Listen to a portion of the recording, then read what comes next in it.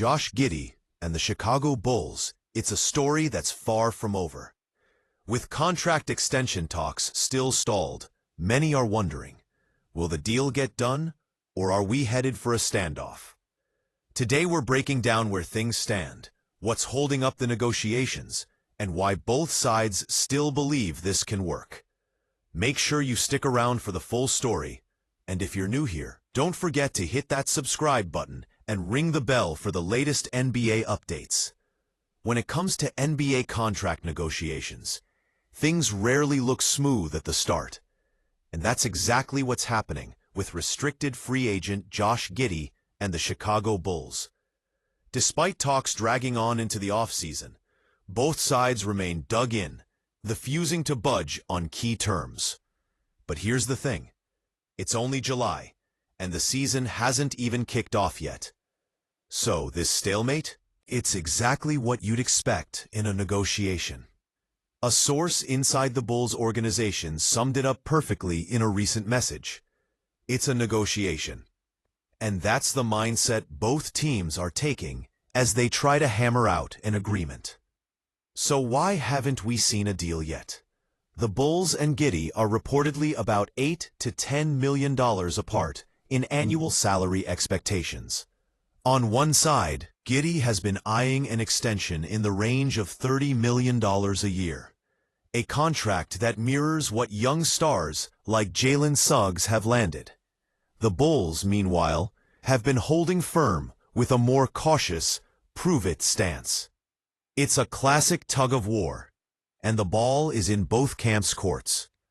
Could Giddey simply say no to an extension, play the full season on his $11 million qualifying offer, then bet on himself in unrestricted free agency in 2026? That's certainly a move some restricted free agents have pulled before. But for now, Giddey is signaling he wants to stay in Chicago. Chicago's interest in Giddey goes beyond just a paycheck. The Bulls traded away Alex Caruso to the Thunder for Giddey last offseason, a deal that many saw as a foundational move. They view Giddey as a cornerstone of their future and aren't eager to let him walk away. Despite the contract tension, the Bulls see the potential in Giddey. His unique skill set, length, vision, and versatility fits their long-term plans, and they want to build around him. Of course, this all comes down to performance. Early last season, Giddey faced some real growing pains. Defensive lapses led to multiple benchings, and his offensive numbers struggled. During a tough 16-game stretch in November, Giddey was often sitting during crunch time. His scoring average hovered around 10.6 points per game, and his three-point shooting was a disappointing 29.1%. But things changed dramatically after the All-Star break. With Zach LaVine traded away, a leadership void opened on the Bulls, and Giddey stepped up to fill it. Over the final 19 games, he posted near triple-double averages, 21.2 points, 10.7 rebounds, and 9.3 assists per game, while shooting a much-improved 45.7% from three. Giddey himself admitted the difference was more than stats. From the first 50 games to the second half of the season, it was like two different players, he said. Confidence, aggression, and effort all improved. The first half, I was trying too hard to fit in. The second half is the player I really am. However, there's still that one glaring question. Can Giddey perform under playoff pressure? The Thunder seem to have doubts after last year's play-in game, where Giddey struggled on the bigger stage. The Bulls didn't make the postseason either, but they came close, facing the Miami Heat in the play-in round.